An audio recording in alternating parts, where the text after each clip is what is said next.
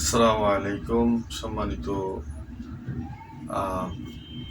Friends বা বন্ধুরা, আশা করি আপনারা যে যেখানে আছেন ইনশাল্লাহ ভালো আছেন।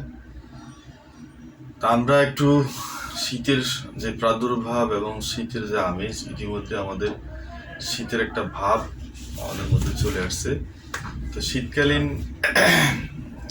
যেই শীতকালীন অসুস্থতাগুলো আমরা পর্যায়ক্রমে আমরা এগুলো আপনাদের সাথে উপস্থাপন করার চেষ্টা করব, এবং এগুলো কি ধরনের প্রতিকার এবং কি ধরনের আমরা শীতকালে মানে অসুস্থ হই, সেরকম রোগগুলো পর্যায়ক্রমে আমরা বলার চেষ্টা করবো। তো প্রথমেতে আমরা শীতের শুরু থেকে আমাদের সারা বিশ্বব্যাপী শীত এবং শীতের শেষে এই মেডিকেল সায়েন্স বা চিকিৎসা বিজ্ঞানের দুইটি ডোজ কৃমির ওষুধ,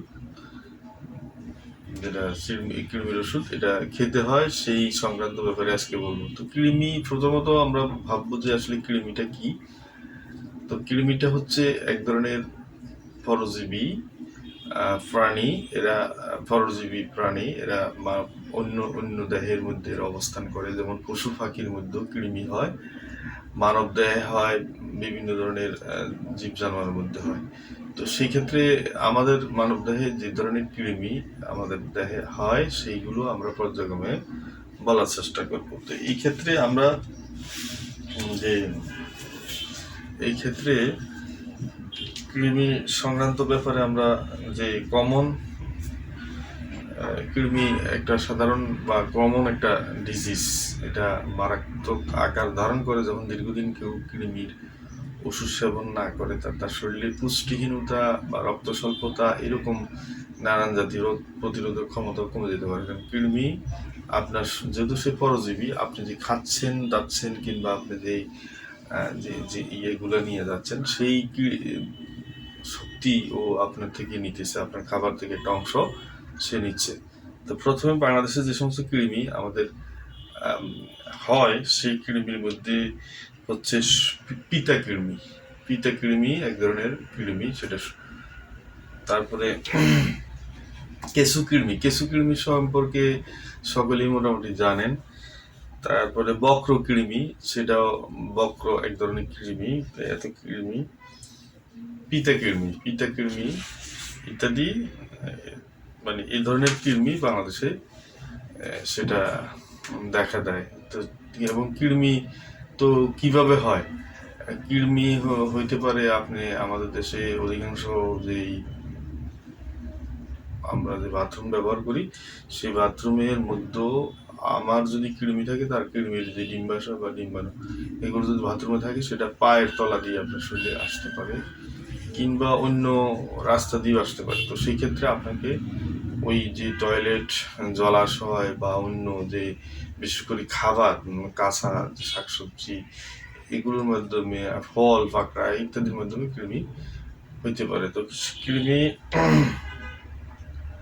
রোগ সৃষ্টি হয়। তো এখানে এই এই সমস্ত কৃমির, এক একটা কৃমির লক্ষণ এক এক রকম। যেমন কিছু কৃমি আছে, মানুষের বমি বমি ভাব হয় এবং রক্তশূন্যতা দেখা দেয়, রুগী খাওয়া দাওয়া অরুচি বা একটা বমি ভাব এরকম আছে। তো এই এক একটা কৃমির মানে রোগের এক এক রকম লক্ষণ। বিশেষ করে যেমন পাইপ হতে চুলকানি, পাইপ শিশির করা, কামড় দেওয়া, বাচ্চারা অনেক সময় কান্নাকাটি করে যে পাইপটা তার চুলকাচ্ছে, সেটাও এক ধরনের কৃমি। তো আমরা তো ছুতাকৃমি, বক্রকৃমি, কেঁচুকৃমি ইত্যাদি এই ধরনের কৃমি আমাদের পাইপথ, পাকস্থলীতে বিভিন্ন জায়গায় এবং লালাধারায় ও ছড়ায়। অনেক সময় লালা বলতে ওই যে কৃমির রোগজনিত যারা আছে তার।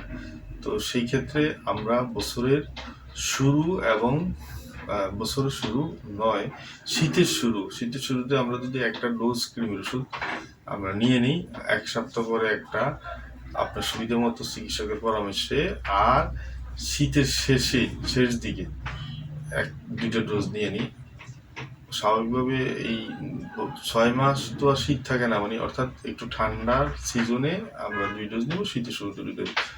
তো তো সেই ক্ষেত্রে আমরা কৃমি থেকে মুক্ত থাকতে পারি। স্বাভাবিকভাবে কৃমির ওষুধের এখন পার্শ্ব প্রতিক্রিয়া খুবই কম, এবং কৃমির কারণে পার্শ্ব প্রতিক্রিয়া আগে যেরকম ব্যাপক হারে ছিল সেটা অনেকটা কমিয়ে ফেলা হয়েছে। এখন কৃমির ওষুধ যে কোনো সময় খেতে পারে।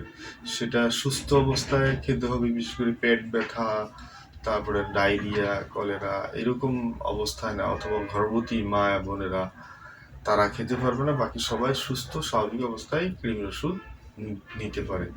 তো নেওয়ার নিয়ম হলো, যেমন মনে করেন আজকে আপনার যেই শনিবার, আগামী শনিবারের ভিতরে আরেকটা ডোজ দিবেন।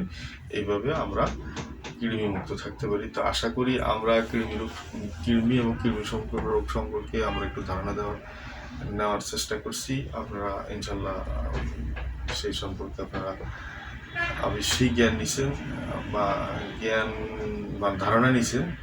তো আশা করি আপনার এই ধারণা থেকে যদি আপনি ন্যূনতম কৃমি সংক্রান্ত আপনার একটু সচেতন হন, অথবা সচেতনতা আসে, তো সেক্ষেত্রে এটাই হবে আমাদের সার্থকতা। আল্লাহ হাফেজ। আসসালামু আলাইকুম রহমতুল্লাহ।